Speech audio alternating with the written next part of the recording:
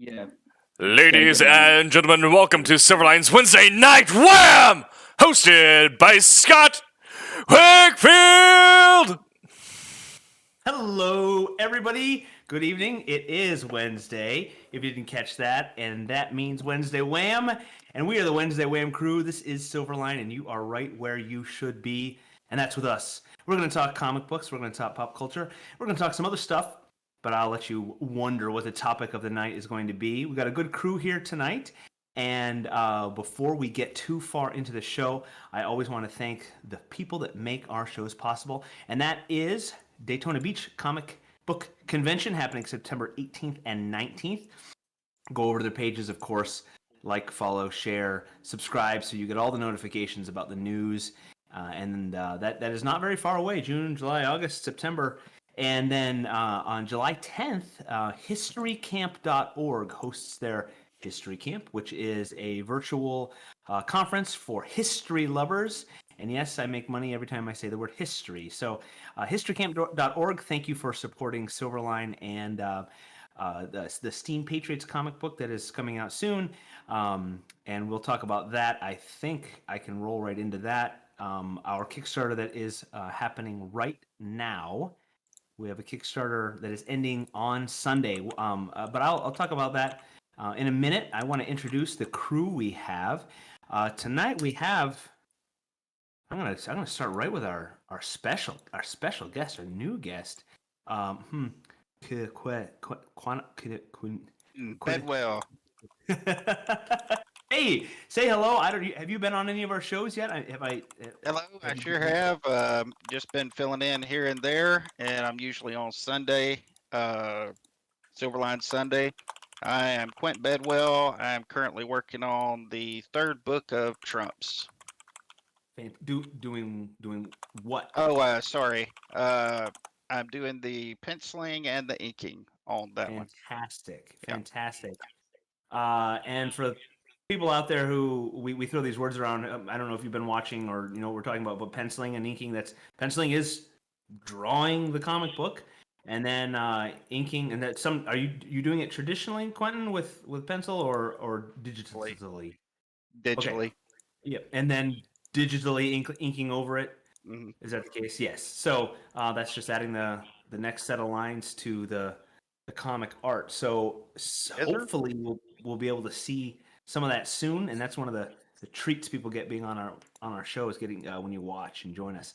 I'm gonna go up the line. I got Brent, and then I'll go around Tim, and C. Michael, and then Haley. So Brent, say hello. Hello, everybody. I'm Brent Larson. I'm the creator and writer on the Silverline book Kalis, and also the upcoming Silverline book Cape Town.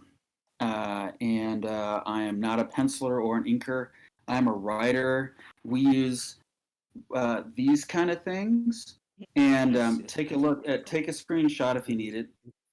It is actually very useful for inputting certain elements in a comic book. But anyway, I'm here in Orlando, Florida, and you can find me at brenttlarson.com or brent.vector on Instagram, and I'm also on Facepalm and all of that. So you're everywhere. Hey, Quentin, where are you located? You can find me on Facebook under Quentin Bedwell, Instagram, Kenobi, also on Discord, Kenobi, Qenobie, Deviant, QJB, and that's pretty much it. I also have a board game on Game Crafter for those who are board gamers. So yeah. What is that? What is that called? It's a Relic Quest. It is a kind of an RPG type game, but it's not as involved as most of the ones that you're probably used to. But it's kind of an open beta right now. So my main thing right now, though, is is doing the Trumps. So I'm really enjoying that. Excellent. And where are you geographically? I am in San Angelo, Texas. Oh, okay. Yep. The great state of Texas. Yep.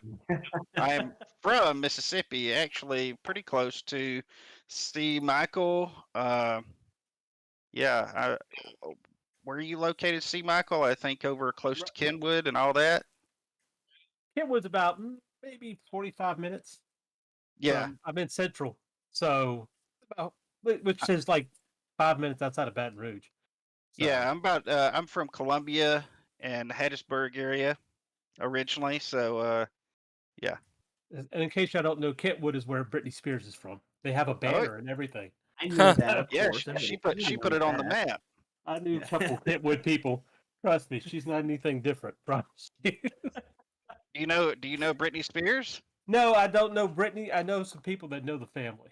So, I know of her. Does that count for anything? I think I've heard of her. Heard the name. Mm. I don't remember who I said next. I just moved my screen and everybody got I think it's shuffled. Kel. Tim, yeah. Okay. Tim? Sure. Tim TK, associate editor at Silverline. I help with the blog, and we're currently figuring out we're doing some scheduling changes on that, so that's why it's been dead for 2 weeks. We're figuring that out.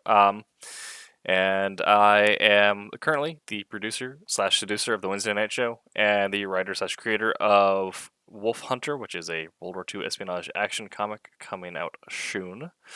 And you can find me on Twitch at AgroBacon. And all the social medias at TimTK Writer. And you can find me physically around Salem, Oregon area, where we don't have any pop stars, but we do have Ursula Le Guin came from here. So Oh. Oh, yeah. Does she have a banner though? Right. we did have like a thing in the public library for a while. Well, you go. Excellent. All right, I'm gonna go over to Haley and have her say hello. Hello, I'm Haley Martin, and I'm doing the art for an upcoming Silverline title called Bear. I also do my own webcomic called Heroic Shenanigans, and yep, that's what I do. I'm also in Florida, Daytona Beach area. Right. Excellent. Yeah, and I'm sorry, I still don't. I always click off the wrong things. Are we seeing anybody's artwork right now? Not yet. Okay. All right. Cool. So we should hopefully see that. That'll be cool. And then C, we haven't seen you in a long time. C is for we'll see you on all your shows. Say Michael Lanning. I'm a penciler for Silverline Comics, Project The Rejects, and other projects that are in the works. Also, I was co-anchor at Geek Speak that we had this past Monday, and our guest was so phenomenal. We just can't top that. We said that's it. We're done. We can't do it anymore. That's Shut it. it Shut down. it down. The doors. And so we're rebranding that. I will be showing up on Mondays. Just keep an eye out. If you want to keep an eye out, you can check me out on FriendFace, Twitter, and sometimes Instagram. So, and of course, I'm from the sassy South, Louisiana. Yes. And that's everybody, right? And then me. My name is Scott Wakefield. Yes, and I am up in the beautiful and sunny Western New York. And York I'm City. the author. What's that? What? New York City. No, you stop it. What? He does that perfect. Those are fighting words. You say that Western New York near Buffalo by Rochester. Yes. And I am the co-writer of a current, soon to be in people's hands title, Silverline title, the book Steam Patriots, and that is presently being kickstarted right now, along with the award-winning Divinity from Barb Kaelberg and R.A. Jones, an amazing team over there made a great book. We are funded, which is awesome. We hit our goal pretty early, which was amazing and very exciting. So now we are working on our stretch goals. If you're not familiar with Kickstarter, Kickstarter is all or nothing, and so if you don't meet your goal, it doesn't get funded, nobody pays anything, and nothing happens.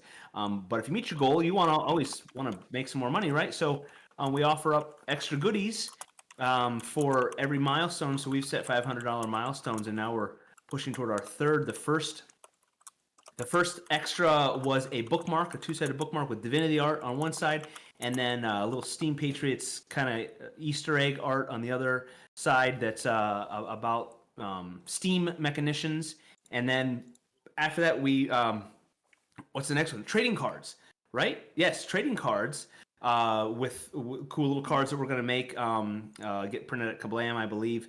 And just looks like a cool action card with some art and then some information on the back.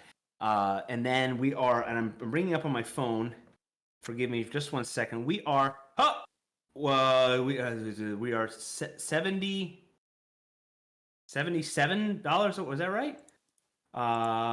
Yes, $77 away from our third goal, which is a really cool Steam Patriots patch that is the image of a fictional battalion that's going to be in Steam Patriots.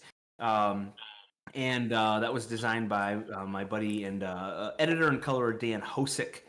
We made that up for the story. So looks like we're going to get there. That'll be awesome. So everyone will get that patch.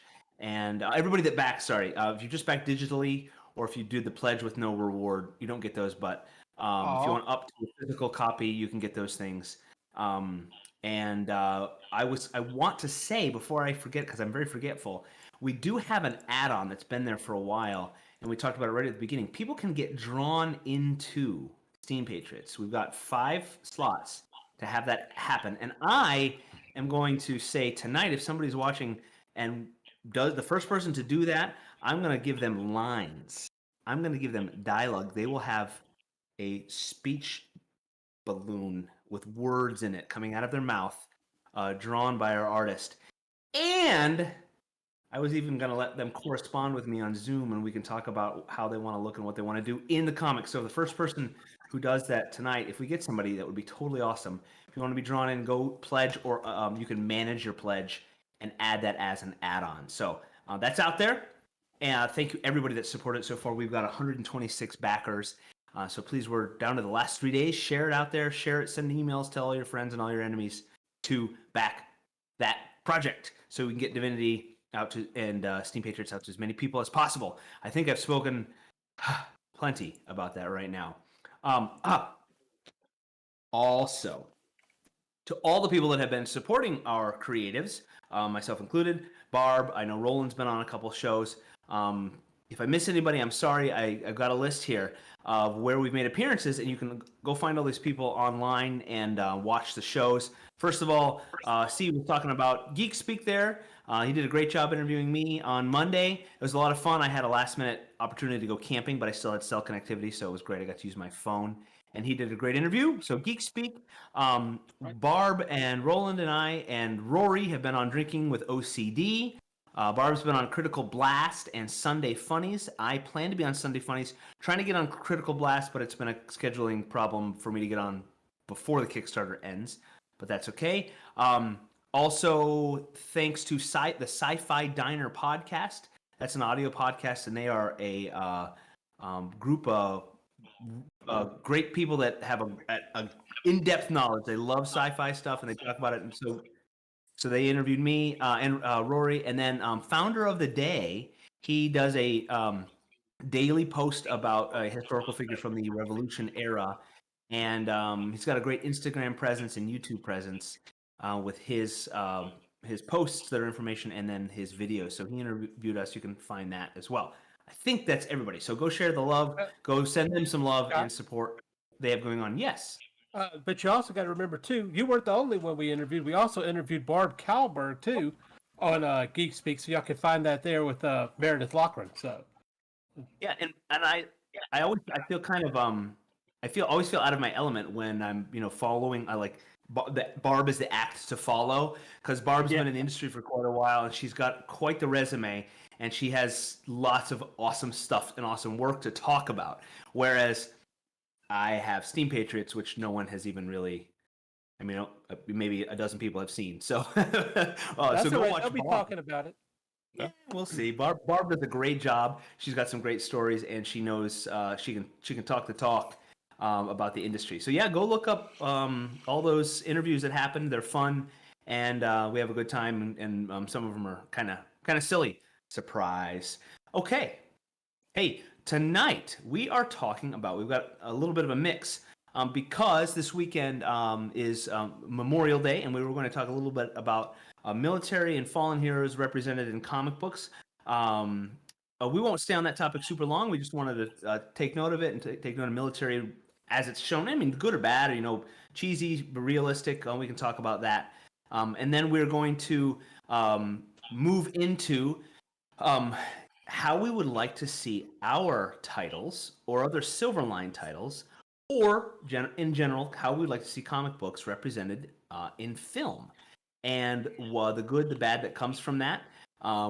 The ideal, what if money were no limit, how we would love to see our stories represented, or what we fear how they would actually be sometimes when money is a limit and they have to chop out your hero and all the action and change the story completely.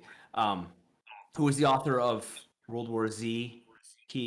I read a quote. He said, "The only similarity between my book, there's 3 similarities between my book and the movie: the words world, the word world, the word war, and the letter Z." so a lot of times when they're turned into live action, it doesn't go so well. So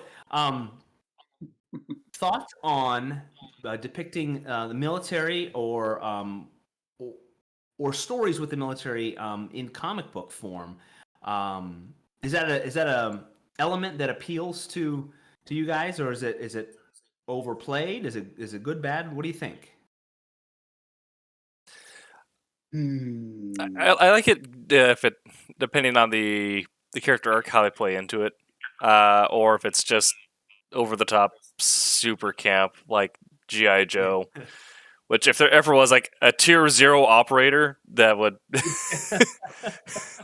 whatever's a tier 1 and beyond and above that. G.I. Joe, where no one ever gets hit by those laser guns that they exactly shoot. Yes, yeah. Yeah, it's insane. But when you get into where it does play into a character story, like, I mean, even Logan, aka James Howlett, Wolverine, where they'll go back and reference his time with, I believe he was Army after World War II, and then end up going into the Special Forces Community, SOG, Special Operations Group, and that time ended up getting some really bad representation in the first Deadpool movie. Or whatever it's called. No, was that a Wolverine movie or is that a Deadpool movie? There's a Wolverine movie with Deadpool. Yeah. That was the Wolverine with Deadpool. Yeah. Oh god. But when they play into the idea of separating personality, because that's something that anyone who's been in a combat role deals with when they leave, is separating your personality from your combat training, because you're taught essentially to, when bullets start flying, it's violence, silence, violence. Like, you don't, just no time for nothing else. And so when you get back, you're like, oh, there's nothing to be violent about. What do I do? Right. And so you saw it with Wolverine in some stories where, he's taking care of kids now. What's that like? And of course, it gets played into a bunch of other tropes. But that's kind of the most thought of example I could think of that you could do a lot thinking about with it. Where it's very easy to demonstrate that character growth. Yeah.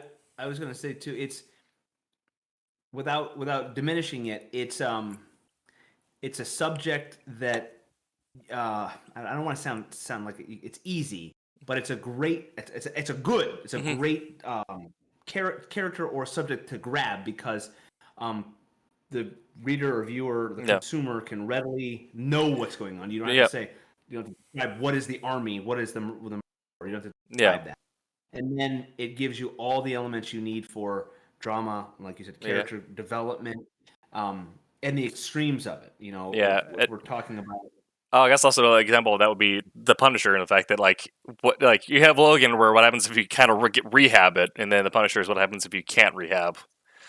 Right. Right. And I mean, I feel like also another reason why those things resonate so is because of how, like Scott was saying, it's so readily graspable. Because it's an issue that's so prevalent in, as now that we've come to understand that it's not just shell shock, there's an actual condition called PTSD, and we're actually starting to see that and treat it. But it's very prevalent because we know there's a lot of people who have served in this country, so everyone probably knows someone. Right. Mhm. Brent, you look as you were gonna say something. Yes. Yeah, I have a pretty sizable military presence in Kalis because my hero, Scott Anders, actually joined the the Marines when Pearl Harbor was attacked, and that kind of set him on his whole course. What's interesting, at least to me, hopefully other people thought so too, but I did a lot of research on the Marines and read several books and knew that that was kind of the way it had to be. He couldn't just. I don't want to offend anyone. My dad was in the army. Okay, I grew up in a military family, but the Marines are different from the army. Mhm. The Marines very much have an esprit de, it's called an esprit de corps, Yep. but also really a sense of identity that's wrapped up in being a Marine. So that really comes into play when you want to tell a story about Marines, especially if you're going to do it in a comic book, because they can see what you're talking about, which means they can see where you got it wrong. And, I remember watching medical shows, and my sister was a nurse and was saying, oh, that really, it sure bugs me when they get the medicine wrong. Okay, this and that. Marines are like twice as bad. Mhm. If they see something that's messed up, they could turn their backs on you because, frankly, you are kind of dishonoring them by misrepresenting them, even if it's not that big of a deal. It was funny when I was gearing up for the first issue of Kalis, I had Lewis do some sketches of especially Major Castillo, I think her name is. I only write the book, so yes, I think that's her name. But anyway, she's in the Marines. And I had him draw up some sketches and showed it to a Marine friend of mine who is he's really cool, but he was really instrumental in the second Iraq incursion and this and that. But anyway, he came back and said, "You can't run with this. Look at everything that's wrong with her. Her hair is her hair isn't bound up really tight. Her shirt is what are those patches doing there? There's a patch on her shoulder. There's not supposed to be a patch there." And um, if it was the army, I don't know how hard I would have tried. I probably would have tried pretty hard. But I've been around guys who are in the army. They don't care as much. They're just like, okay, they're in the army. That's why G.I. Joe, I read G.I. Joe all the time. When I was a kid, half the time they're not even, I mean, they're not even wearing quasi-military outfits. They're wearing like football jerseys and, Yeah, the snake and vests and stuff, and it's like, how can they be in the military? And the answer is because it's in the name. Okay, so Yes. just take it and be happy. Snake And buy has the some relation action figures. bodysuit. Yeah. Yeah, exactly. Now their little weapons were cool because those were pretty close. And then when you remember when you bought the action figure, they had the cards on the back that was like, oh, Snake Eyes is proficient in all NATO and Warsaw small packed arms, and wow, that sounds so cool. But that's just it. It sounds cool. But when you're talking the Marines, they want everything to be right. It's not just a lot of times when I'll do research, I'll pick out stuff to make my ignorance sound at least cool. My cool sounding ignorance that doesn't work for the Marines. It has to be right, or you're screwing them over, and it's not cool. So I had to be pretty careful about that. There's a scene in the first issue where, what was it? A couple of Marines were wearing hats indoors, and this is absolutely a no-no Yep. for the Marines unless you are carrying a weapon. and are part of like a security detail. Yep. And thankfully, these guys just happen to be. So it was nice. But I mean, that kind of stuff there's scary amount of detail there. So that's how it goes. One of my maritime this is very nitpicky, but in the maritime service, if you are told to do something, you are given a command, you say not yes. Yes is the answer to a question. You say I or I. I means AYE, meaning I have heard and I will comply. Mm-hmm. So, like on Star Trek, bing, check that off. On Star Trek, they say yes. There is that episode where who says aye to Commander Riker? One eye will do. Oh, it's one of the rookies. Yeah. One eye is sufficient. Yes. One eye is sufficient. Yep. But that's just one of my that's like the nitpickiest thing I know. But yes is not the response to a command in the maritime service. But so there you go. If anybody's story ends up you're on a ship, yes is the difference between yes and I. What's like if you're in the British Armed Services, like the character in Wolf Hunter is Captain Willard. It's everything is always Roger or Wilco, depending on if you're mechanized or infantry. Yes, yes, and in basic, we were not. If you do not say repeat, you say because that means fire. Fire, boom, boom, boom, boom, boom, fire again. You say again. So those things like this. I mean, if you really want to get nitpicky, If you say what, you're doing push-ups. Yeah. Yeah, there's a lot that's beaten into you. But yeah, Brett, you're right. And when you get down, because the Marines are so small, you're right. It's like there's so much fervor and energy about it in a good way. Yep. You're right. And you've got to, and you don't want to lose people. You don't want to look lazy, and you don't want to do them a disservice either. It's I think it's important when you're going to be talking about or writing about a group of people that have so much dedication. You don't want to be sloppy about it. And I mean, there are other professions, but if we were writing about gardeners or something, and there are dedicated gardeners, but I don't think there's as much focus and energy. You just haven't come across the right gardener yet. That's why. I know. This is a backhoe. You will use the full name. That's not a shovel. You want to get it right. But yeah, I've in my research with the American Revolution too, trying to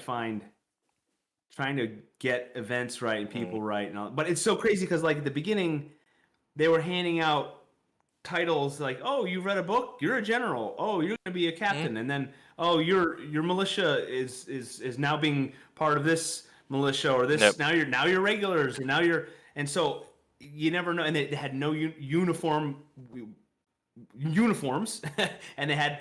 So I don't know. Sometimes, like when I was trying to look up to make the battalion flag at the time. So right now, if you want to look what a company or a battalion or any of those, there are numbers, and this person is in charge of this, a brigade, and this and I can't keep it straight because I wasn't teamwork and logistics.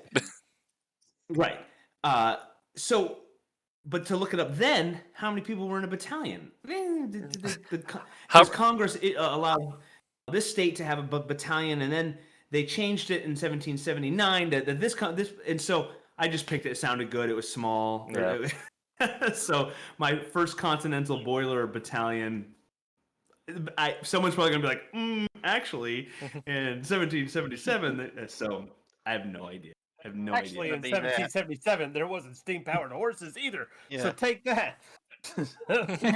Well, that's also the funny thing if you're writing historical fiction, where if you're doing something so extravagant, where someone comes at you, your response is just, "This man is riding a steam-powered horse." They're all power important. Yes. I Ben believe Franklin is making. if you're setting out to write something like that, I mean, there's no reason why you shouldn't do at least some research on Mhm. what you're talking about, what you're writing about. If you're coming yeah. into a property, and it's somebody else's stuff, I mean, the least you could do is Mhm. research what you're doing. But there is a point, that it kind of gets nonsensical because people are still gonna, pick it apart. So I mean, Oh Yeah. yeah, yeah. No matter Yeah. what. Yeah, I mean that's the Well, with the amount of random things. I mean, nice thing about Circle Revolution or Circle Revolutions, anything like pre-modernity, or Circle Wars, I guess, is documentation was not the best. When I get into World War II, like it was, had painkiller horses. yeah. I mean, you still have like historical records, but it's a Yeah. lot of journals. It's not like where I'm writing World War II, where everyone filed reports all the way up and down the chain of command. So matching building Yeah. reports. In a upcoming thing for Wolf Hunter that is not in the first volume. I have to look up what happened to the BBC broadcast building. At what point was it bombed? What sides were out? Like whose office was moved to where? But then there are also moments where I'm like, the villain is quoting is it Richard V at the protagonist on a train car. I mean, you're getting what you're getting. Other than that, we're in Bond territory. Which is actually a good point, because what you really need to consider besides the research is it going to make your story better? Because I've seen pieces that they almost wanted to be so correct with their Right. detail. The story got lost in minutia, and I'm always afraid I'm going to offend somebody, but have you guys ever seen the movie Gods and Generals? It's a Civil War movie that's like 4 hours long. I saw it for free because of the work that I do, and I felt like I overpaid because it was so long and the drama was utterly overwhelmed by all these minute details. So at the end of the day, yes, you need to do some due diligence to make sure that the story you're telling is reflecting, a modicum of the reality that you're trying to portray. But at the end of the day, I feel like the story still has to take precedence, or else Yeah. you've got something that no one will really be interested in reading, and nobody wants that. Well, and that Right. film, what you're referring to is, again, they didn't find that balance between Yeah. trying to make their audience that are history buffs happy and telling the story. And you really have to be aware of that balance, and you have to get it. And I don't, sometimes it's really hard to do, but I think in any event, you need to go for story because you want it to be entertaining, Yeah. and not just worry about the hate you're going to get for not having, your years right, So, yeah. Yeah. I mean, that was Right, and there's the cheat. yeah. Just to Yes. speak well of a Silverline title, reading Kalis in the moment in issue 2, where I believe it's issue 2, where during the interrogation he gets broached by, was it the Office of Special Services, to come on and become part of the CIA. I mean, that's not exactly how recruitment works for like joining a civilian agency out of service, having some experience as a contractor, but having a moment where you have the guy going through like 15 forms of paperwork, being like, okay, we need to sign here, here, and here. I'm going to file this. It goes to this clerk. They send it back. That's not good storytelling. It's much better to have a secret character talk to this guy in the back alley of a dungeon. Right. Right. So what you do is you have a panel where a guy's going, "Oh man, now I gotta file this crap. It's gonna take me all day." Yep. And you're done. So. Yep. Actually, I ran into that a little bit myself, because I have a plot point where the hero Scott Anders is a colonel, identifies himself on a Marine base as Colonel Scott Anders, and then we find out he's in the CIA, and then I find out that you can't serve in the military and be in the CIA.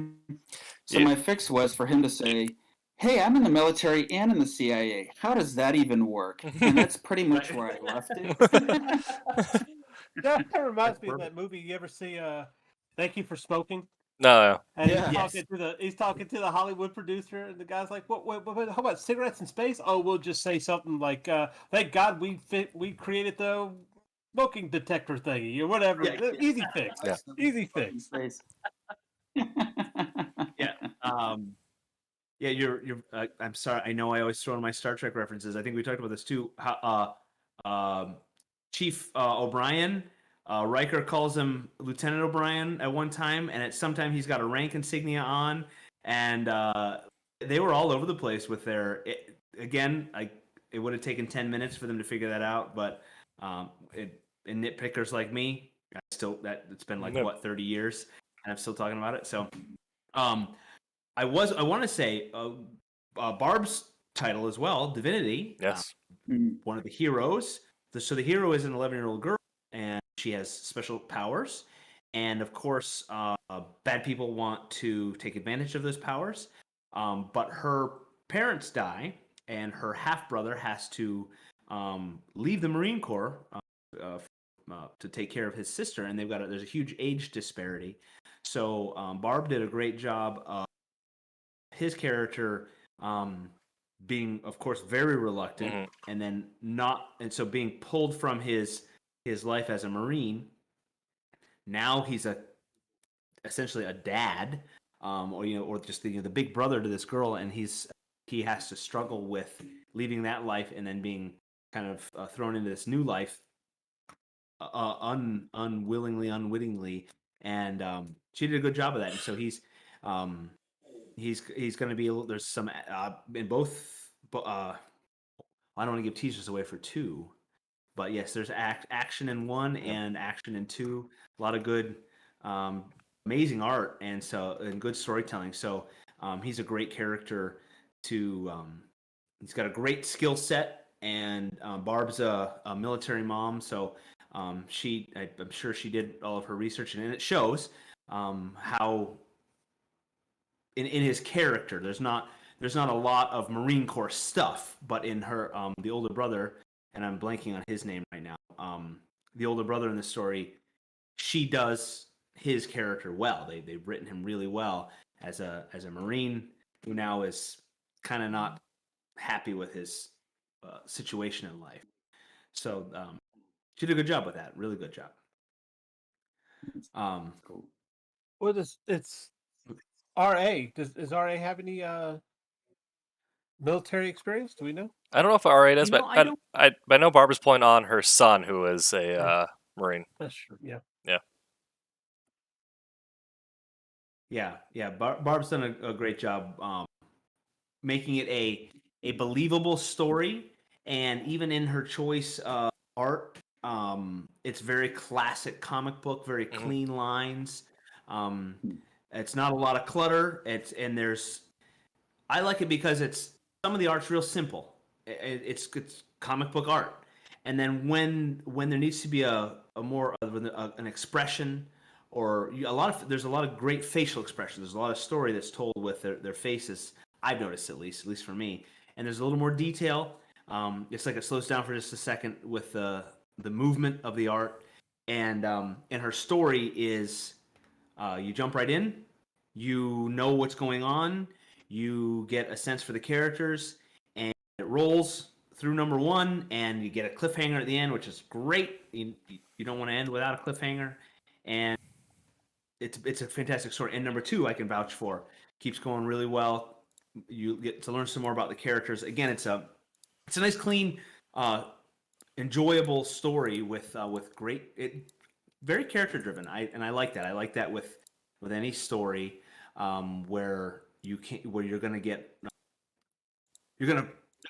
feel for and commiserate with the characters, and they're gonna draw you in. So she's done a really good job. She and RA.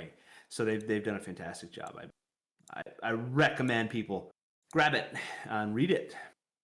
Okay, well, do we want to? We're almost at our halfway.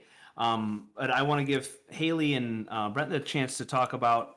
We wanted to talk about movie adaptations, and you can talk in general terms about how movies that have been adapted into, comics that have been adapted into movies, how they've done a great job, or they've done a bad job, or what Silverline titles do you think, and I'm gonna say Kalis, I think would be a great movie. Oh yeah, for sure. And we're not saying movie; it can be mini series, it can be long format, Netflix, Hulu, whatever. What do you think? Do we have? I'm sorry. I'll let you talk if you want to talk about it in general terms, or talk about Silverline titles that might make good movies. You know, I actually thought if anyone ever asked for my opinion, I would say Kalis would probably be a better series.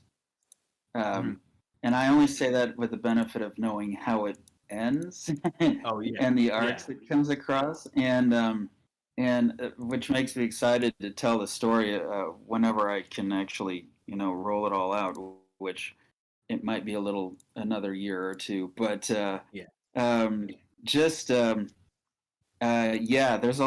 it's pretty twisty and turn. There's a lot of turning. There's a lot of different locations.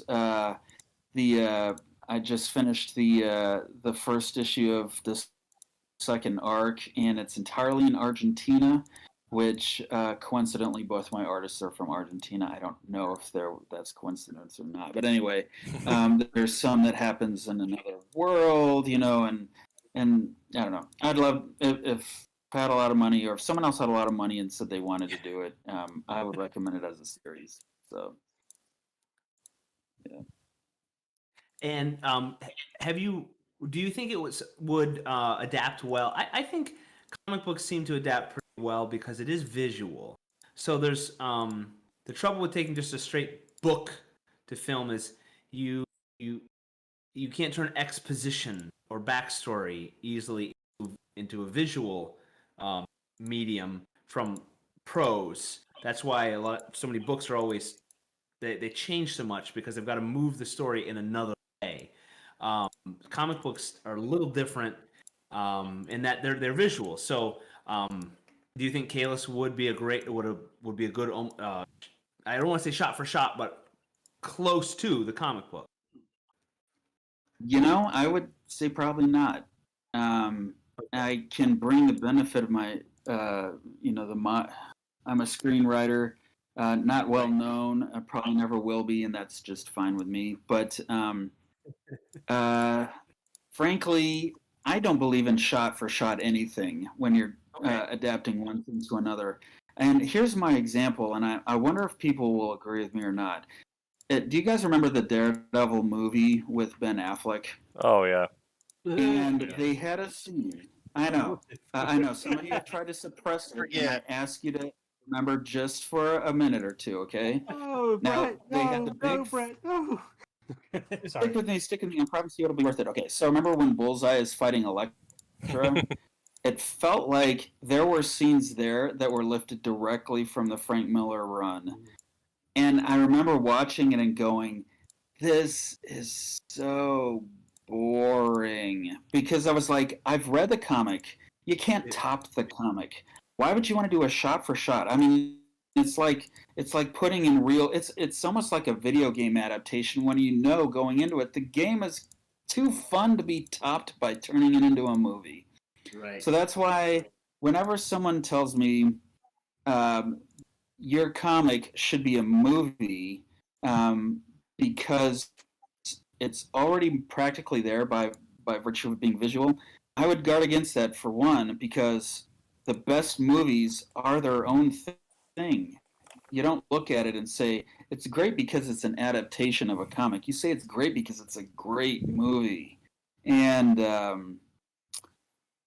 I love movies for that reason. I love the Marvel Universe movies because they take the best parts of the comics and they strip out all the rest. That's why The Winter Soldier is such a tight movie. Mm.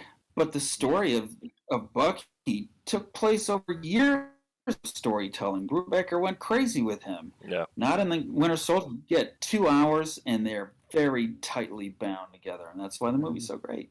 So, all right. but that's what I think. I'm really curious what other people think. I enjoy I honestly I don't know if I put a ton of thought into what I like because everything you just said I agree with. But every once in a while, I don't know, maybe I like those little nods to the source material. Maybe it needn't be pervasive in the whole thing, but I like it. I don't know. Maybe it tickles me somehow to know that I've seen that, I know it, and they did it here, and I don't know. There's something about it. I can't quite explain it. So, but I think I agree with you. Yeah. It depends on the shot. Yeah. Honestly, go ahead, guys.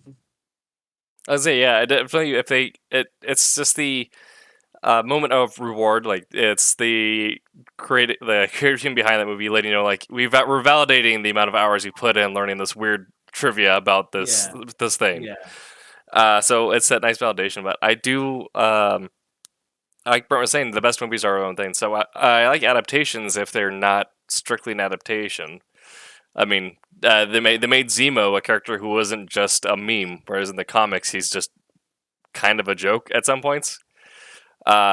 He's like Red Skull Light. Yeah, exactly. I liked the Lord of the Rings movies because they don't feel one for one with the books, but they're still telling the same epic. I mean, could you imagine Tom Bombadil on screen? Yeah. And they still paid homage to Tom. Yeah, It lost its way right then. that'd be a very weird translation. But or they hint at it, they nod at it, but they don't actually. You know, you don't have the jolly giant singing while he's leading the hobbits. It's a safe harbor. Girlfriend there in the Yeah. And I'll say that's what I'm hoping happens with the new Dune movie, because we had the previous Dune movie where it was that moment where like they took moments that do not translate and they're like, hey, we're gonna make it translate, and you were sitting there watching, and you're like, why am I looking at a brain in a jar yelling at people on a ship doing math? But if they take parts of it and translate it to one way that actually makes sense, which hopefully they do. Haven't seen anything of it, but that's ideally what you'd see, because if you have, especially with the comic, we show action in stills, not action in movement. So even though it is a visual medium, you can't just well, and that's your old school Batman. You can't just hard cut to like someone already finishing a jab.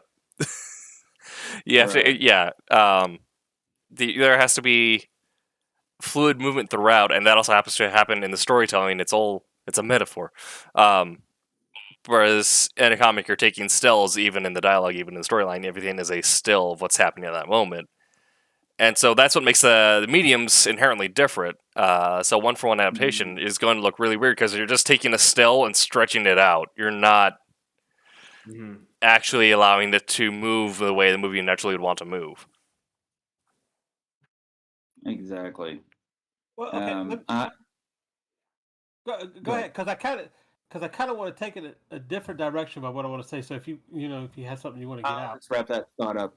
Like, I love Captain America throughout the years, but watching him in action, especially in the last two, was such a joy, because it was like I was watching something I'd never seen before, and yet was as familiar as the back of my hand. Yeah, it was beautiful.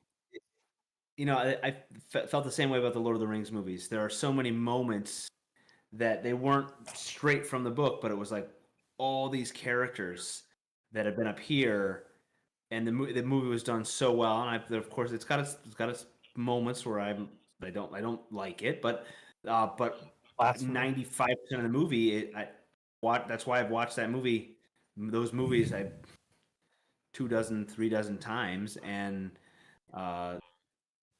enjoy them so much, because that seeing it come to life, it's a great feeling. So, see, you had something to say, Haley. If you want to chime in too, feel free. I know you're quiet. Well, no, what I have noticed lately, considering now that we're into the digital age of comics and things, when you read comic books now, they go panel for panel.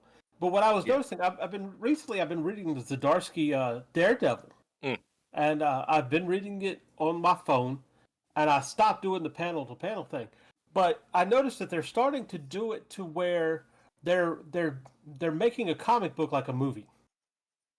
For instance, there's this one scene where the guy's talking on the phone, and it's about 4 panels, and then he reacts, trying to space that out.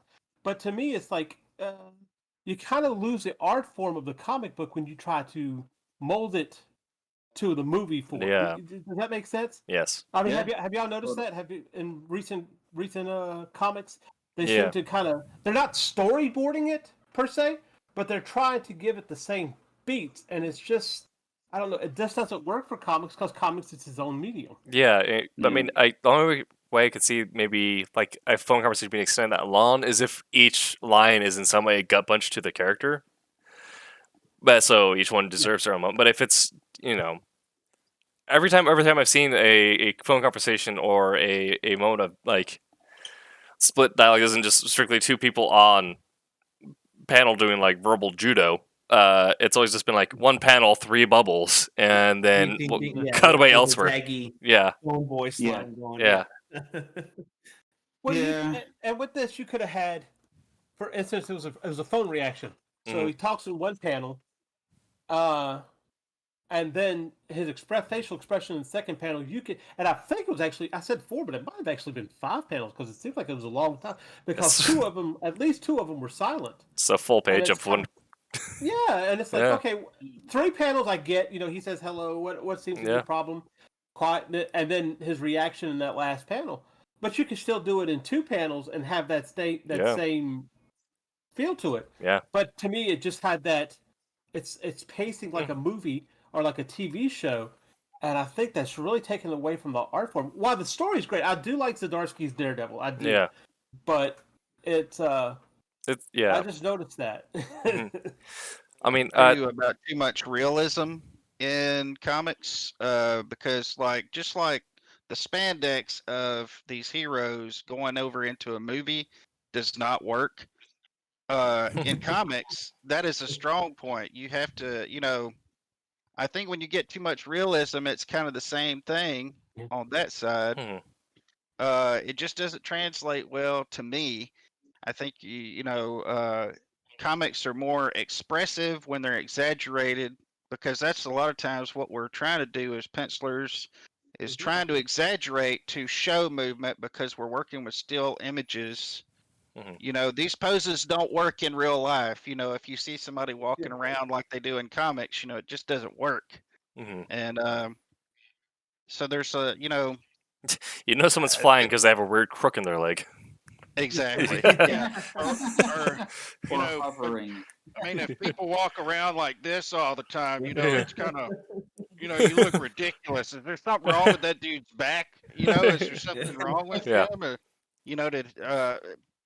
in comics, you have to make those kind of exaggerations. And, when people try to go a little bit too realistic with comics, now I enjoy the Ultimates. I enjoy, realistic comics when they can pull it off. But sometimes they just, you got to really be, you got to really strike that balance to be able to pull that off. Well, that's the golden rule of writing, which you get pounded into every day with a BFA, is everything serves a plot, the character, or the exposition. And not like exposition dump, but like, it serves to set up something the reader did not know beforehand. And when you can break the rules of writing if it does one of those 3 things traditionally, but if you don't, you end up getting this sort of weird, dry, elongated moments that feels like dead air. Which if you're doing something that's very realistic, if you're doing like literary fiction, that's kind of just par for the course. But comics, you can do literary, but you typically don't see it, especially if it's not branded as literary. So for something that is supers, if you do get realism, like you do something like the Ultimates, or you do a one-off focused on the character, like Wolverine or whatever, if they break the moments, if it's done well, like Ben Percy's current Wolverine, it's to serve forwarding the plot or to serve the character. So even when it breaks it when you get some weird beats in the pacing, or you get something else done a little off, or dialogue doesn't quite jive. You still end up developing one of those three elements, and you can't forgive it because they're like, oh, the story's still happening in a way I expect it to. It's just this one thing feels a little weird. Yeah, I Well, always find it funny when people say stuff about the anatomies of characters and stuff in comics. About people really don't look like that. Of course they don't, and they don't fly either, and they don't, Right. do all these super crazy things that people do in comics. But on the page, that stuff works. Now, in a movie, it might not. Yeah. So it's people aren't supposed to look that way in real life. well, look That's, at that's why I love the Ant-Man movies, because they took it was very comic booky. Because when they were gonna make Yeah. Ant-Man in a movie, I'm like, why. Ant-Man. What? Yeah, but I love the first one, especially that the scene in the briefcase. Oh, yeah. It's a little bit of Honey I Shrunk the Kids, but it was comic booky, and they just jumped in with both feet and made it a comic book movie, and it was fun. So I think Guardians helped with that Yeah. tone a little bit. yes, Yeah. yes. Also, when they said to do Guardians, that was such a weird moment because, I mean, if you're doing an adaptation, always look for things you don't think should work. Because Guardians at the Right. time was like going on D-list property for Marvel, but people who read it were like, "Oh no, this makes so much sense."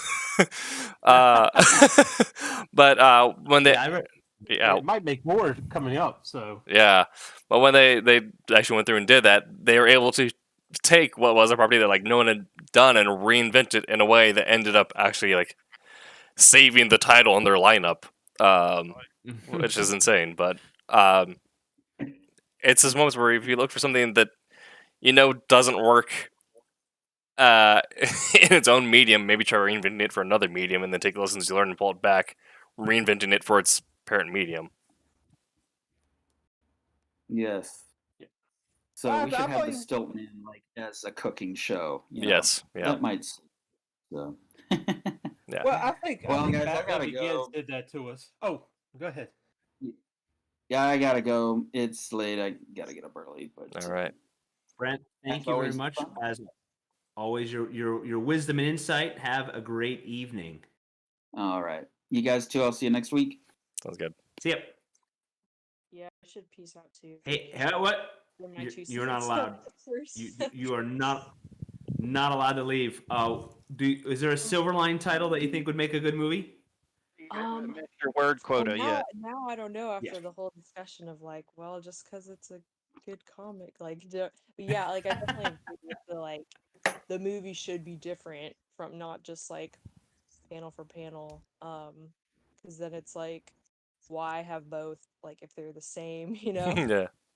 like, well, why watch the movie? Like I've seen like there's some like web comics where fans will do like a voice acted version of it, and like that's never really interested me because I'm kind of like I would just rather read it the way it was intended, because it's not like it's animated or a movie. It's like literally the panels but like people reading it. And I guess it's cool to have like the characters to have voices and they add music and stuff, but for me I'm kind of like, oh, it's cool, but it's too similar to the original, and I'd rather just read like the way the artist originally intended it without any added stuff.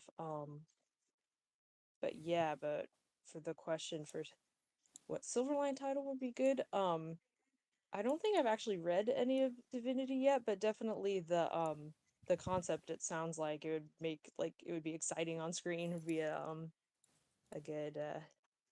good movie. And I agree.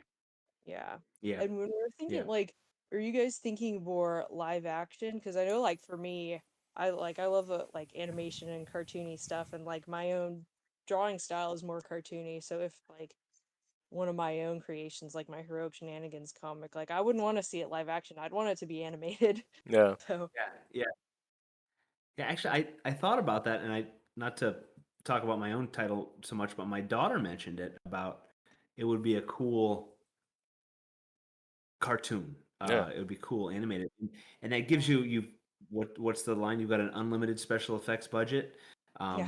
with animation. So I think it would be a neat, especially with the art style that I got with this issue, and translating that to maybe even almost an anime style of the characters being a little stylized. I don't know. But I don't know. It'd be an interesting way to portray it in a motion picture. But yes, I agree. Divinity having read both of them, Divinity would be a great story, especially a longer series too, where you can get the characters fleshed out and maybe even get some more backstory. What you can go, Haley? I'm not going to keep you here, but do you have another story that you wish could be made into a movie? It doesn't have to be a comic book.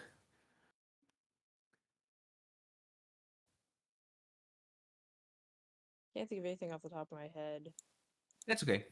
It's okay. No worries. No worries. Okay. Well, hey, if you got to bounce, remind everybody where they can find your comic book and find you.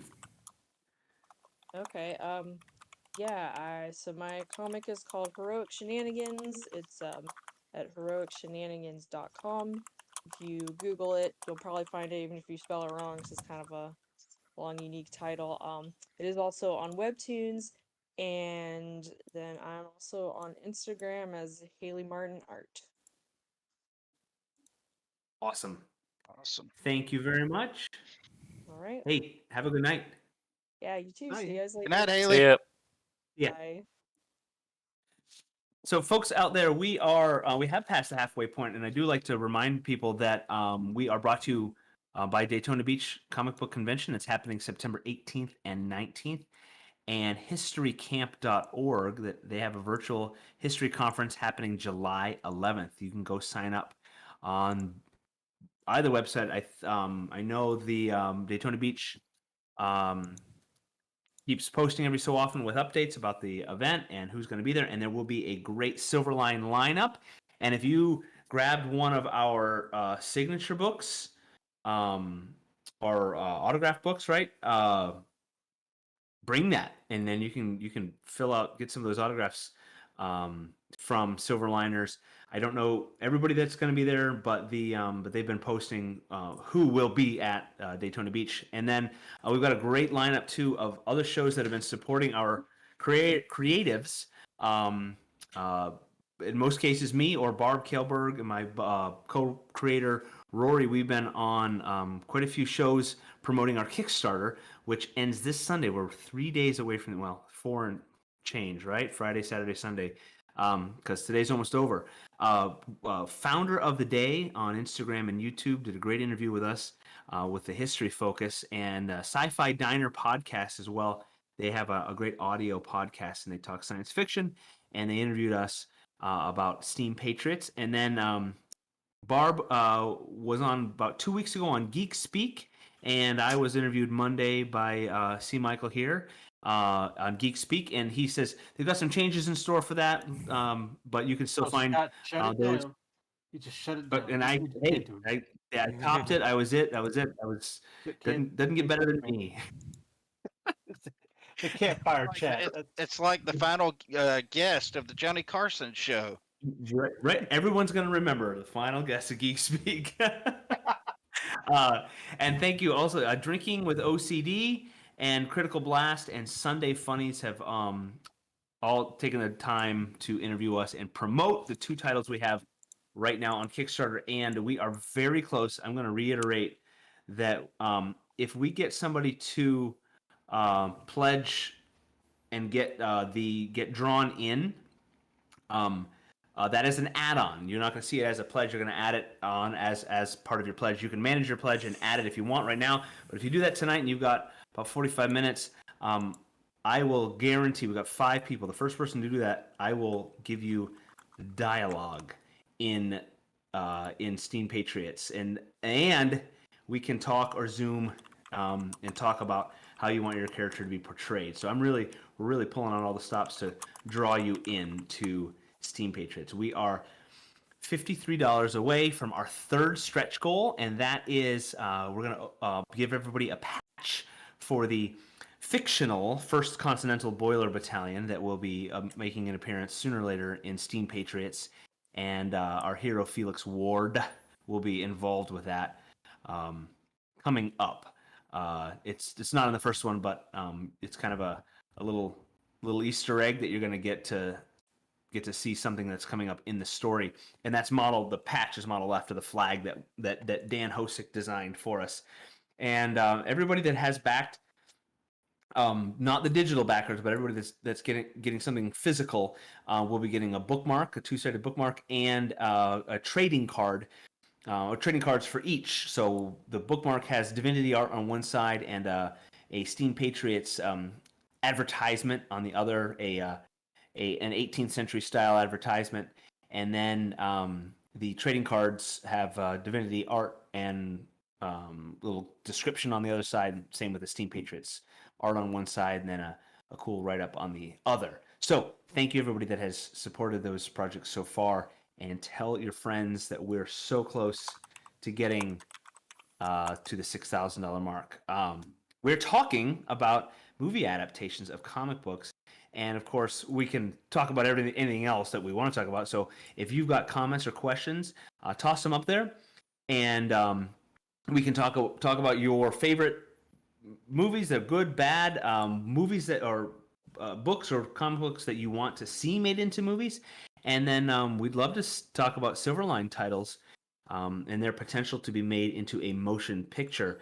We've talked about Kalis and Divinity specifically, and they both have a military aspect. They both have an action aspect, which makes for great storytelling and fits nicely into a movie format. We've got quite a few other titles. I thought about Twilight Grim. I think that could be even done a little grittier, a little darker in a movie format. Bump that up to a little PG-13 plus, and I think it'd be Sam Raimi take care of it. Yeah. That'd be kind of interesting. I think it's a neat story concept, and it is the comic book is a little gruesome and gory.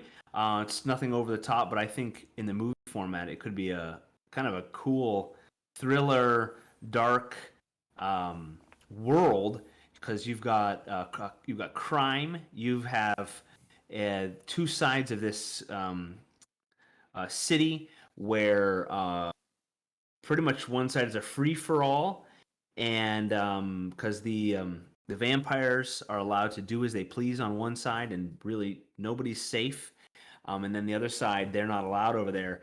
But there's a guy, Twilight Grim, that is trying to keep some. Nope, not gonna happen. Not in my place. Not on my watch. Yeah. I don't. So I think it'd be a good story. I've been on a weird vampire kick, but Twilight Grim almost reminds me of like the end game of Vampire the Masquerade. Like if anyone's ever been familiar with that setting. Yeah. Yeah. Yep. It's like it's an RPG like D&D, but vampires in modern day setting. Yeah. You said in game? It'd be like the end game of Vampire the Masquerade. Oh yeah.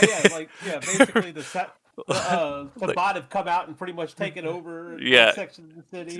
It's kind of like, all right, we got enough power. Not the Shadow game. You're just ours now. the Black Hand now owns the whole city. Yep. Yeah. And that's going to be an interesting adaptation in itself when they come out, because they're about to hit the World of Darkness pretty hard, from what I understand. So yeah. They have a video game as well, too. Yeah. The Vampire Masquerade. It's like pretty good. It's interesting. Yeah. Yeah. But we're just turning Scott into vampires. Yeah. But discussion took a different turn now. Yes. Scott. Just thinking.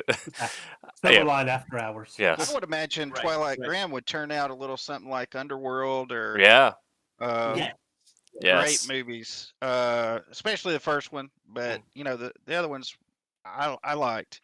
But yeah, that's how I would imagine it coming out. Yeah. I'm thinking like what was it, Daybreak? Ooh, with yeah, Sam yeah. Neill and was it Josh Hartnett? Mm-hmm. or the other guy that reminds me of Josh Hartnett? Josh, Ethan Hawke. actually, might be Ethan Hawke. I mean, have a Google. What I happened? can't to remember. Josh It might Hartnett? be Ethan Hawke. They I both Josh remind me of Hartnett each was a other. kid. It's Josh Hartnett and Ethan Hawke. No. I can't take it. No, that's too much. This is the new one. What? Get out of here. Yeah, I think the vampire one was called Daybreak. They had the Netflix series Daybreakers, Yeah. which Actually had the Daybreak movie on my watch list, but I have never watched it. But it looks so interesting. I just never got around to it. I really want to see it too. Is it any good? What I can remember, it's all right. There's one scene in it that's just bad, eh? I don't want to tell you anything about it. Yeah, when you get a chance, watch it. Watch it. Sam Neill always gives a great performance, no matter what he does. Honestly, whether he's Damien or he's Dr. Grant, he just brings it. So, but Ethan Hawke. It is Ethan Hawke. Yeah. It's the good Josh Hartnett or Hartnett. Yeah. So now I need to look him up because I like where did he go? Where did Josh Hartnett go to? I think he just I came won't out look him with up something now. recently, actually. Really? Probably one of those guys that's still acting and he's in tons of stuff and I just didn't realize it. So what elements of a comic book or a story make for a good movie? It's not always action. We've talked about action it's kind of an easy one. It's not a bad thing, but action is interesting. Drama can be difficult, can be slow. Meaning like talking and internal anguish and characters in the soap opera style. That's why I'm so interested in the Morbius movie that's coming out. Yeah. That's gonna be, speaking of vampires, that's gonna be Yeah. it's Jared Leto, man. I have no idea what's gonna happen to that. I feel like it's gonna turn. And then with Blade coming up, Yeah. who knows? We might see a team Exactly. up. Who knows? Blade I'm more excited for because I've seen more traditional, but Morbius I'm afraid he's gonna turn into like Vampire, Old Man, and the Sea. I don't know. Yeah. So we have been talking about action stories a lot because it's easier. So, but what other elements do we need in a? I don't know. That might be too broad of a question because yeah, it's hard to say. The one thing I would say, and this is subjective, but as long as the adaptation kind of keeps the spirit of what it is it's adapting and doesn't get lost in this, oh, we got to make this for a new audience. You know, Yeah. I think as long as they do plenty of fan service, you know, and tell a complete story, other people that are not aware of it, that aren't into comics, that don't even know how to read comics, you know, they'll be turned on by the story. Just, you know, just if you tell the story in a movie form, because they watch movies, they don't, you know, read comics. But I think a movie that really did that well, did a lot of fan service, and I don't think it could have been made any earlier than what it was the Iron Man series. I think they did a great job of capturing the spirit. I think they picked a good actor to do it, one who kind of resonated with Tony Stark, you know, because of his own personal background. You know, and I just think everything just fired on all cylinders, and they just really got that balance, and they captured the spirit of Iron Man, and also in Captain America, same thing. You know, they got the spirit of it, and in the movie, and you know, so many times they try to adapt stuff, and they try to just change a little too much as far as the key ingredients. And that'll ruin it. You know, that always ruins it. Another thing that kind of gets to me with adaptions is you know, when they try to do the same thing over and over, say for instance all the Batman reboots, you know, they always have to have a Joker in there. You know, when they did it with Star Trek, they had to have the second movie being Khan. Mhm. You know, Yeah. I mean, let's move on to let's see somebody else. Let's Yep. you know, let's explore some different characters because you know, with a lot of these titles, you probably got a movie or two. You know, Yep. so try to get somebody different that hasn't been done. Let's not reinvent the same characters over and over. That's You know, why I liked the first Nolan Batman more than others. Like, yes, it had Ra's al Ghul, but for the most Yeah. part, it was Scarecrow who, had his place, but he wasn't. He didn't have people walking around wearing Scarecrow T-shirts. Well, and Yeah. I think, in all honesty, and I love Batman. I love the Nolan series, with the exception of the last one. But the thing is then people started using it, especially DC, as a precedent for making comic book movies. Yeah. Let's make it more realistic. Let's make it grounded. But that he was doing an experiment with Batman. It wasn't like he was trying to be, Yeah, and revolutionize comics. yeah, and it's also like the whole thing where how also Roland and Twitch chat gave us a good point to get to after this, but like what Quentin said, it's keeping the spirit there. We have Iron Man. It's sassy, quirky action, but with essentially if you had a Playboy millionaire who was the worst Playboy millionaire. But when you had Nolan doing Dark Knight, it was it was brooding. It was kind of more on the drama side where it had moments of action, but it was more Batman trying to internalize the trauma he just encountered, as well as figure out, why his city is falling apart. So there's a lot more of an intellectual take on it, rather than just Batman punched through a wall, which was why Ben Affleck, I feel like, kind of fell apart. As just, Batman decides one day to kill God. That was Batman versus Superman. In the Twitch chat, Roland says, Highlander Reboot. And Dean Zachary and I actually had an extended Facebook thread talking about this. love Highlander. Yeah. It's like my favorite. I mean, of course, all of the mistakes they made with it, but I mean, I really love the whole concept, everything about it. Highlander. The series, I think cemented it as. I liked it. That's how I was introduced to Highlander. It was long before I even saw the Chris Lambert Highlander. So, Duncan MacLeod is my MacLeod versus Connor MacLeod. don't say it too loud, but and so it kind of helps cement that mythos. In that world. I mean, that's the thing. Like we're saying, you can forgive things if they serve one of the three things: the character, the plot, or the exposition. The series was one long exposition. It solidified the mythos, and so because of that, people were like, "Yeah, I'm okay with us having 2 seasons, sure." I really, really liked the first one. Yeah, the first one was great. It was done in such a way though that it was just a one-off, and it, when they did 2 and subsequent others. Number 3, The Quickening. Oh my god. But I will say there is speaking of adaptation, they did adapt it into a anime movie. I forgot what studio did it. But there is there's an anime Highlander movie which is actually super dope. I have not seen that because I wasn't even aware of it. Yeah, they tried to cross. Then they ended up crossing over the. Well, there was a series, wasn't there? I can't remember if they did turn into a series. I just remember the movie because I was on Toonami back when that was a thing. Yeah. I might be mistaken about it because I never saw it. Yeah. But then they tried to cross the series and the movies together with what was it? Was it called Endgame? Is that? Oh no! Yeah, they had they had a movie called The Quickening where they pulled in a bunch of people from the series to be like, they're going to the source to figure out what makes the immortals, and they fight a shirtless old man in a giant CGI tube.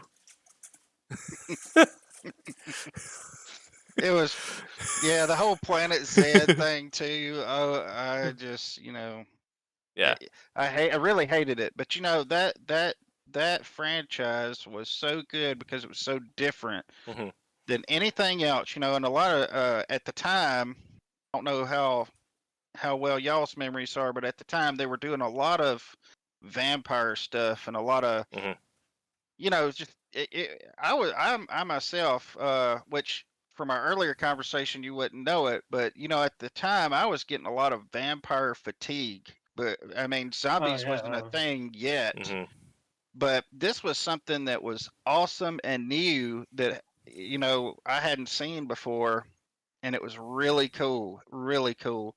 And now and what has been the thing since 2000, I guess, has been the zombies. Oh Yeah. my goodness, so much zombie fatigue. Um, Dana mean- Kirkman.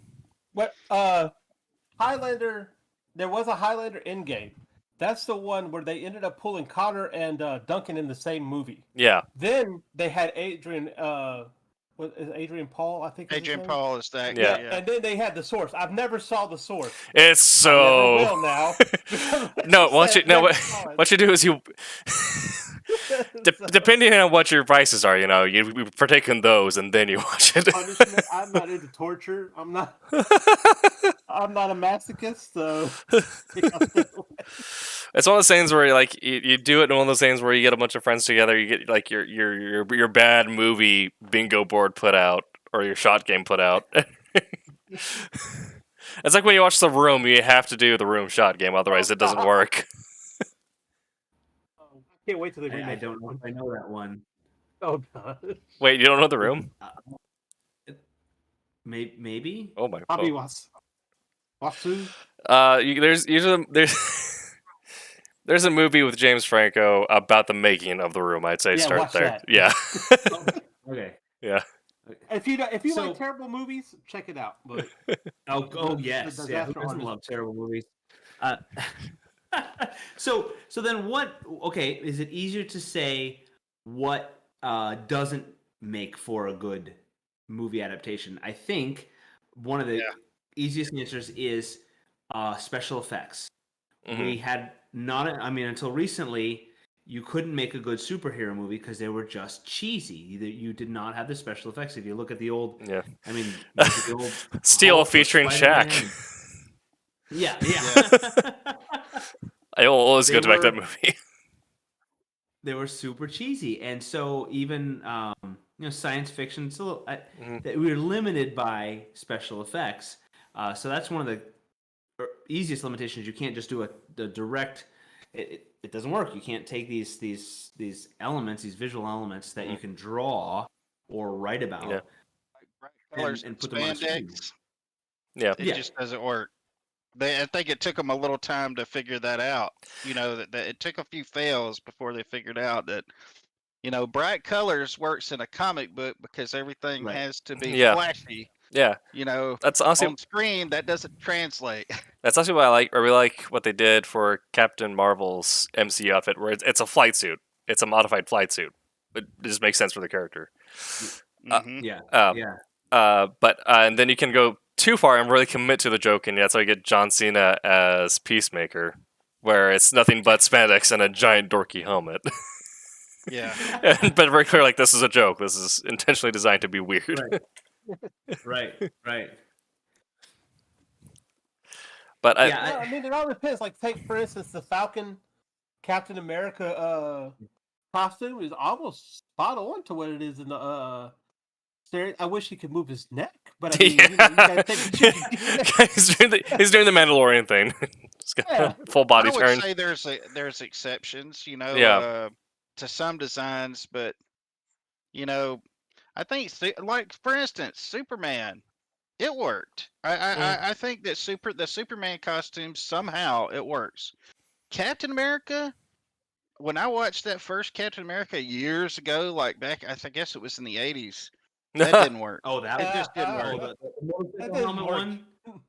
Yeah, I don't know what it Yeah. was. I don't know what the difference is Yeah. between the Superman costume and the Captain America costume, but the Captain America costume just looked cheesy. yeah, I well, mean, that- that- out of the gate. Well, they did something kind of weird to the Superman armor. They almost made it look like scalloped armor, where it's actually just a bunch of rings layered over each other. Where it almost looked like he was just wearing full body mail. I Which, think he's talking about. I the was Christopher Reeve I was one. talking about the Christopher Reeve. oh, yeah. The way back. Yeah. Getting the way back machine, go way back. He's not from our planet. So it's a little more acceptable to say, okay, this this guy's even weirder, so Yeah. he can look weird and wear a weird outfit.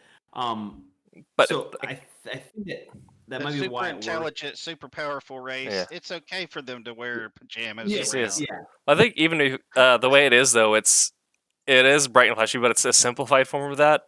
Is at the time you have Captain America, you have to deal with like the flag on it and the shield and the wings on the helmet. Everything. Superman, you give him a blue unitard and a big S on it, and you're done. yeah. Mm. I liked how they did it for the new Captain America movie. I mean, Yep. it was obviously for the show, and then It he looked a little kind of more modified functional. it. Yeah.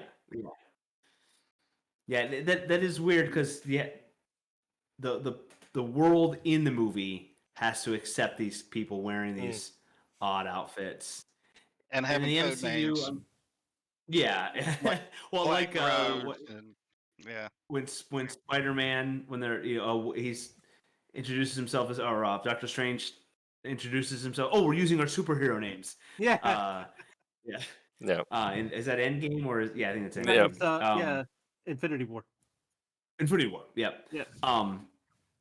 Yeah. So Iron Man, they play it off by him picking the colors of his car. Right. He looks over his hot rod and tells Jarvis to paint it red and yellow. I wouldn't remember So, that. yeah. It just shows What's how that? big of an Iron Man fan you are. I didn't remember that. What about that scene? I've watched that in the one a few instance times. of Spider-Man, and it may go for Superman too. Their abilities are so far and above outlandish that I think you kind of buy the suit. Maybe Yeah. Yeah.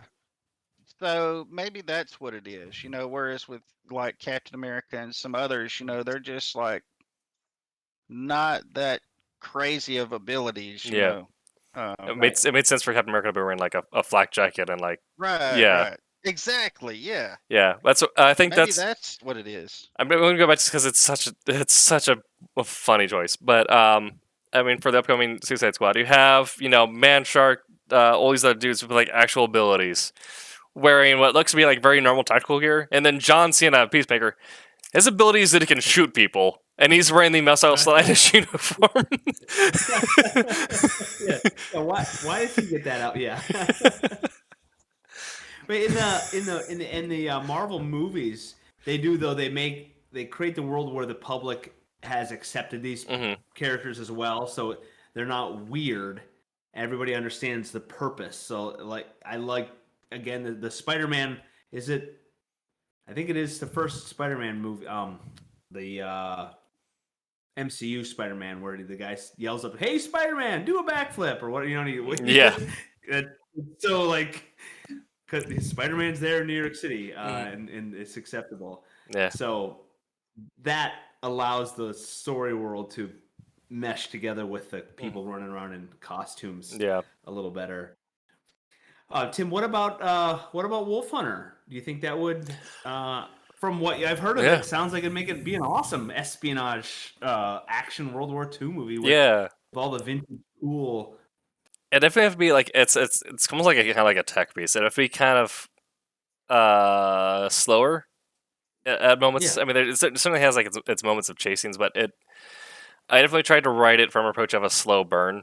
I mean, it's a guy stuck on a 3-hour train ride, and he knows the spy he's looking for is on it. So you have to find a way to fill 3 issues in that. But it would be kind of cool to do it almost rotoscoped, like where you record the movie and then you animate over it. Because there are moments where it flashes back or it cuts to him thinking about something, and there's one where he's trying to figure out, how does he, because it's his first operation as a part of the Office of Gentlemanly Warfare before you even know he's being recruited. So, which is also the best name for a secret service. Yeah. So he's trying to think about, he's like, all right, so if this is like going into a dogfight, you already know the mechanics at play. They're running Junkers and you're running Hurricanes. So it cuts to a blueprint of like the layouts as he explains his thought process there. there's a moment where he looks through a window and flashes back to whatever. But a rotoscoping, you'd have that almost be kind of seamless, where that's the same level of detail between the live action and the hallucination or his thought process. So when you're kind of doing more of a slow burn, I feel like it kind of add a level of weird to it that make it kind of cool having not quite like a fractured sense of reality, but having a character who's operates on more of a thinking level where his reality exists is more than just what's in front of him. Yeah, your slow burn comment, I think would be reminiscent more of some of the older spy movies. I think I mentioned it before. The Man Who Never Was is a 50s World War II 50s movie about World War II. Say I like The Great Escape, where they've got people forging things, and I don't know your story well enough, but where it's slow, but it's neat, and that's a dumb word. Yeah, neat. But they create fake documents, and they've got a guy watching for the guard over here, and a guy doing this over here.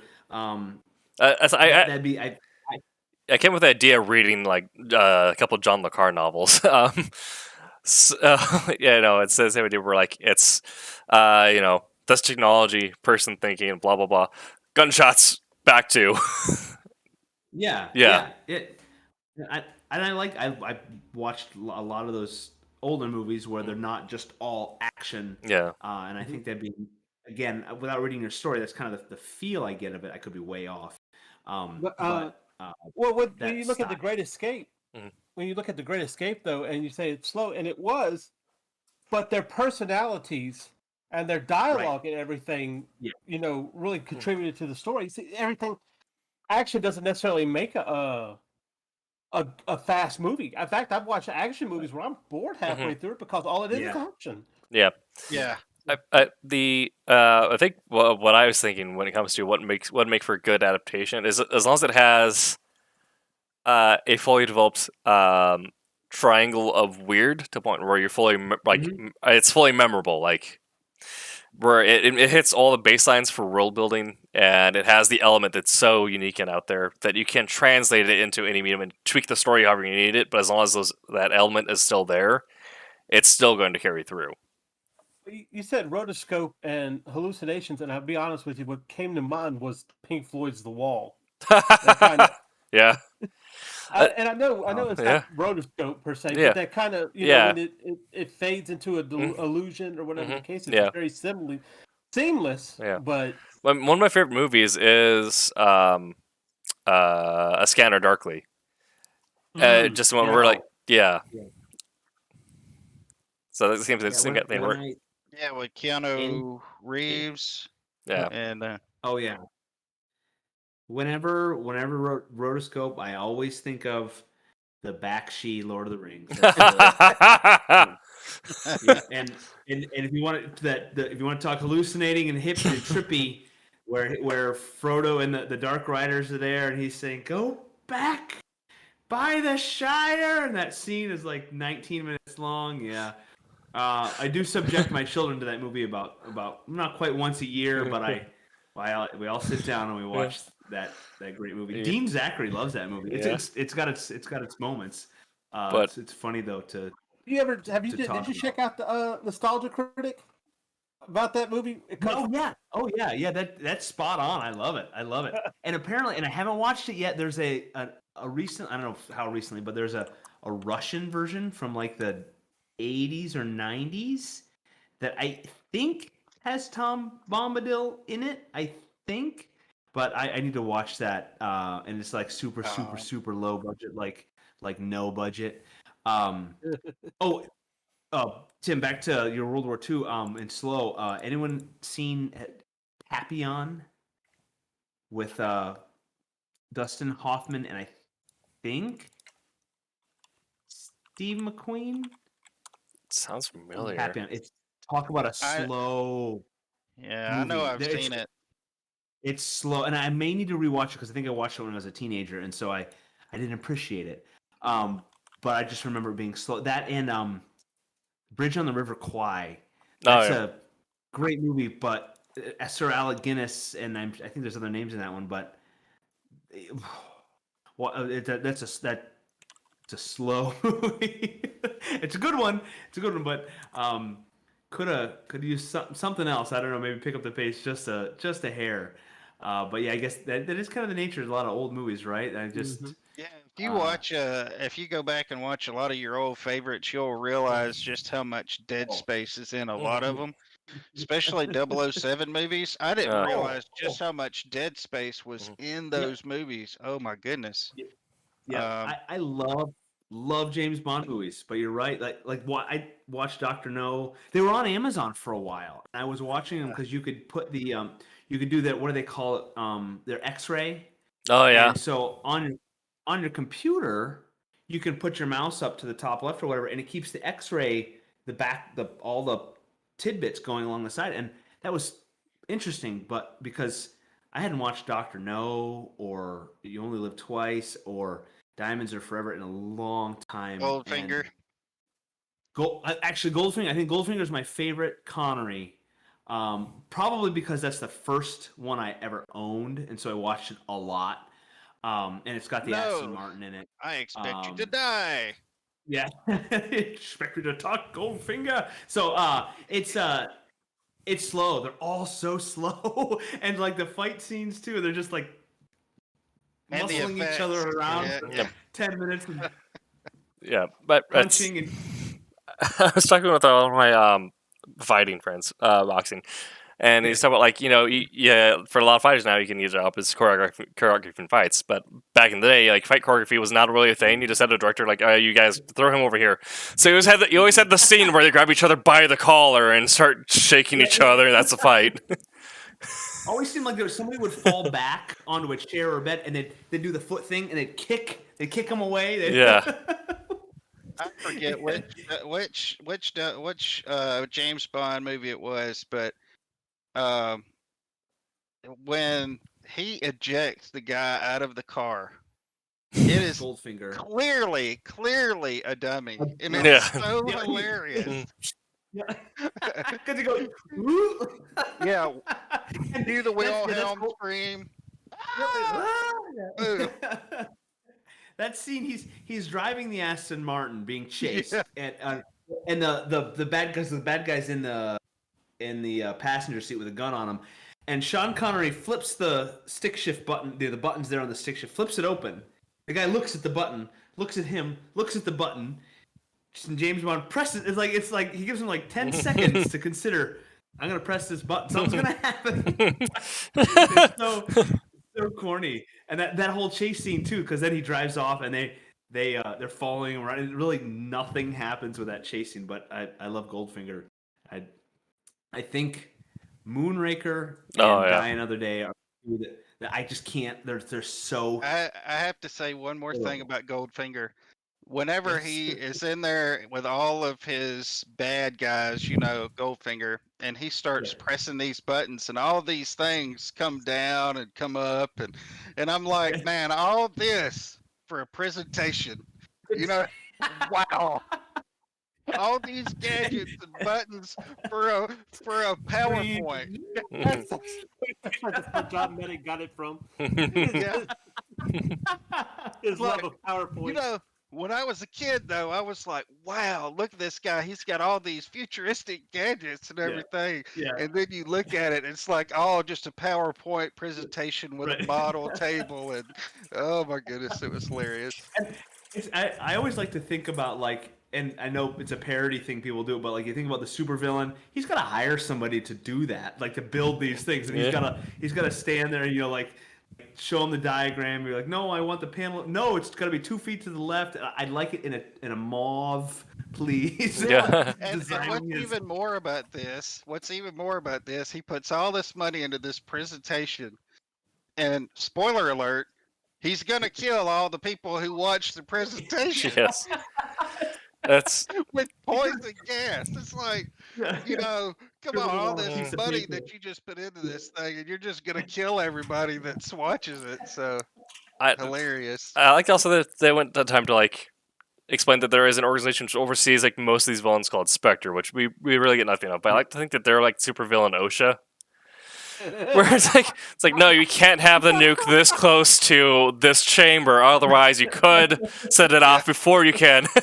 Oh, that'd be an awesome comic. Oh, write it, Tim. Yeah. Write it. I have Oh, a pitch yeah. out there called Excellion, which is about the accounting department for like Spectre type groups.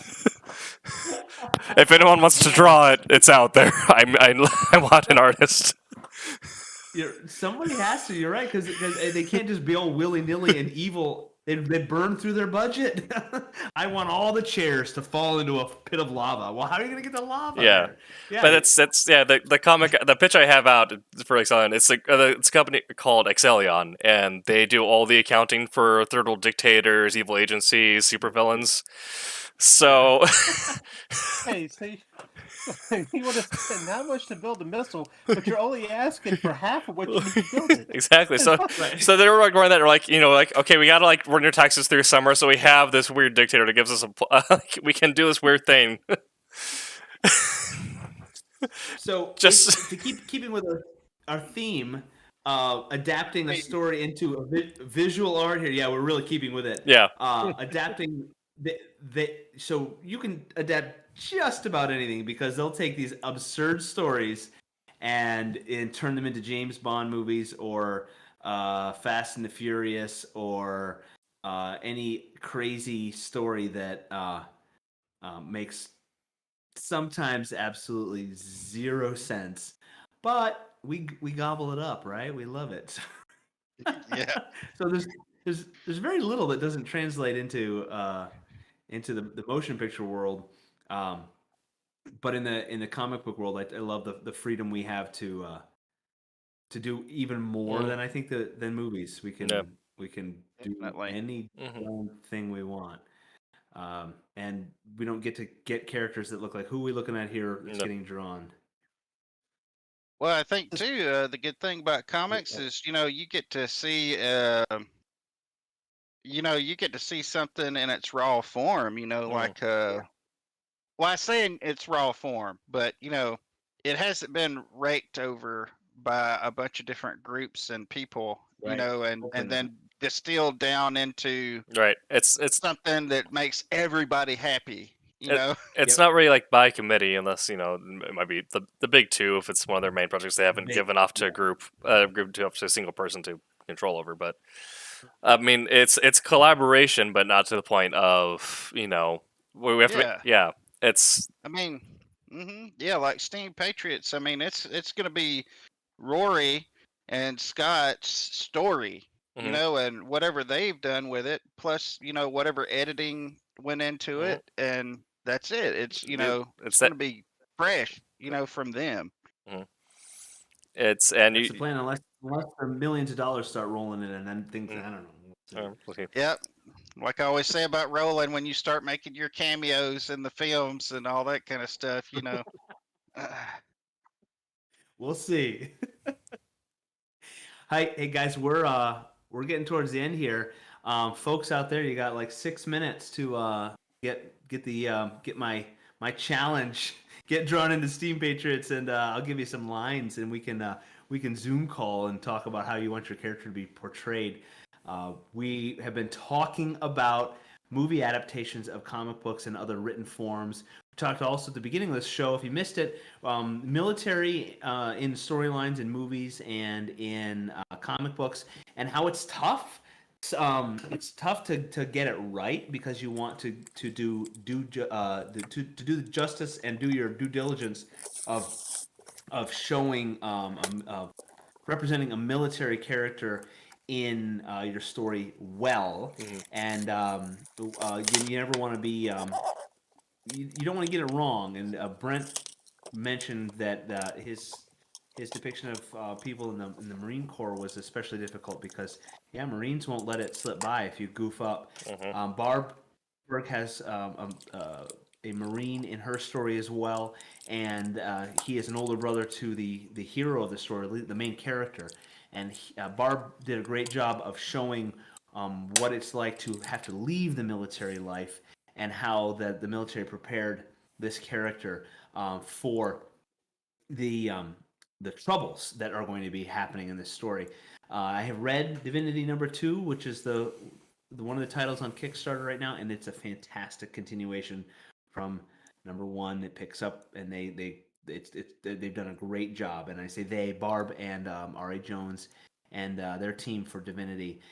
And Steam Patriots #1 is the other title on Kickstarter, and we have about 3 days left.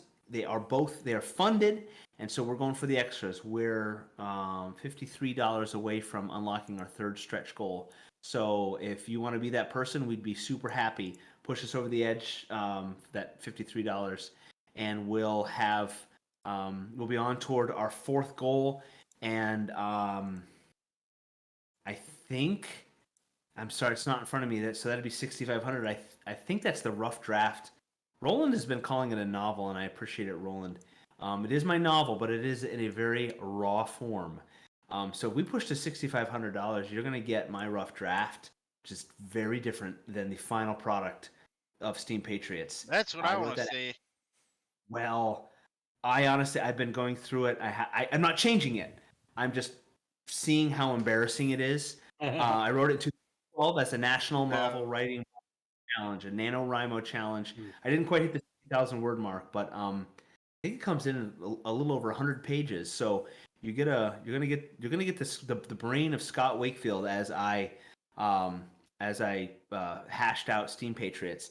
So if we got to 6,500 and then 7,000, you get another novel. And that's an R.A. Jones novel. I don't have them in front of me, so I apologize. But let's keep going. Let's make this an awesome campaign. And you support these two titles, but that's showing your support for Silverline and for indie comics, and that allows Silverline to keep creating these great titles. And we've got so many stories waiting to happen, waiting to come out and be in your hands. And one of them, Wolf Hunter, and we've got Trumps being penciled and inked by Quentin. And see, Michael, what are you working on right now? Your rejects, right? Yeah, and that's just a small sample of the titles that we've got ready to go. It's very exciting. So silverlinecomics.com. Don't forget to go over there and check out all of our other titles that you can grab. Those come from Indie Planet. And we have a podcast. Any streaming service carries it, as far as I know. If you just search Silverline Comics Podcast, you'll get lots of results. Those are distilled versions of these live streams in the audio form, so you can listen to them while you drive or clean the house or something like that. And Silver Sunday is 9 p.m., 9 to 11 Sunday night. That is another group of fantastic individuals who usually talk the same topic we do, but you've got their perspective on it. And what am I forgetting? Kickstarter ends Sunday night, so share. And thank you to Daytona Beach Comic Book Convention, September 18th and 19th, for your support of our shows, and historylist.org. Go to their websites, sign up, make sure you're getting all their emails and notifications. Thank you to all the shows, Sunday Funnies, Critical Blast, Drinking with OCD, Geek Speak, Sci-Fi Diner Podcast, Founder of the Day, for supporting us and having our creatives on your shows. And all of those are out there, so search for those. That most of them are on Facebook, I believe. You can and watch us there. But you watch me, Barb, Roland, Rory, and see the depths of our minds and our souls that we put into our titles. And I think I'm done talking. My name is Scott Wakefield. I'm going to let the rest of the guys say goodnight as well. Yep. I'm Scott at Steam Patriots on Instagram and Facebook, and steampatriots.us. If you want to go see all of those things, of course, like, follow, share, subscribe to all of our channels here. So I'm going to go around the horn here and go to Quentin, then Tim, and then C. Go ahead. Quentin Bedwell working on Trump's book 3. Pete is on 4. You can find me on Facebook as Quentin Bedwell, QJB on DeviantArt, Instagram Quentin Bedwell, Kenobi on Discord, QENOBIE, and I pass. All right. Go ahead, Tim. Yeah. Also, real quick on the chats, Roland says the novel from RA is the Steel Rain, featuring Thank you. superheroes from the Thank you. old Centaur run. Tommy on Facebook says he's sorry he couldn't make it. Good to see you all. Good to see you, Tommy. Missed you, Tommy. Hope you had a good night. And happy anniversary. yeah, and I'm Yeah. Tim TK, associate editor on all the socials at Tim TK Writer. Look out for Wolf Hunter coming to a bookshelf in your bedroom soon. And I will also be on Twitch this weekend at AgriBacon. And that's about what I do. All right. Thank you, sir. See. All right, I'm Steve Michaeletti. You can check me out at FriendFace, Twitter, and Instagram. And of course, Monday nights I'm doing something for Geek Insider. We haven't named it yet, but we're going to see what it comes out to be. Check that out. It's usually 7 Central, 8 Eastern, and we'll see. And I will vouch for it. He is a fantastic host. He does a good show. So check those out. And Quentin, plug your game once more. Relic Quest, correct? Relic Quest, yes, it's kind of like on a soft rollout right now. It's open beta to whoever wants to purchase it. And it's Where do they find that? It's on GameCrafter.com. Relic Quest. Okay. All right. Thank you. Hey, everybody out there that has supported all of our campaigns, including the current one, thank you. And thank you for joining us for the show. We wouldn't be here if it weren't for all of you. Go over to Kickstarter.com, search for Steam Patriots, or go to all of our social outlets or our website, and you will find a link to the Kickstarter campaign. We have 3 days left. We have met our goal, so everybody who backs is going to get their reward, as if that was really a question. The stories are done, so the moment this thing ends and the moment Kickstarter gives Silverline the money, these are going to go to the printer, and you should have them within a very short time. Our fulfillments have been quick turnarounds, and we are, as Roland has been saying, we're 10 for 10. And we, like I said, we couldn't do this without all of you, so we thank you for your support.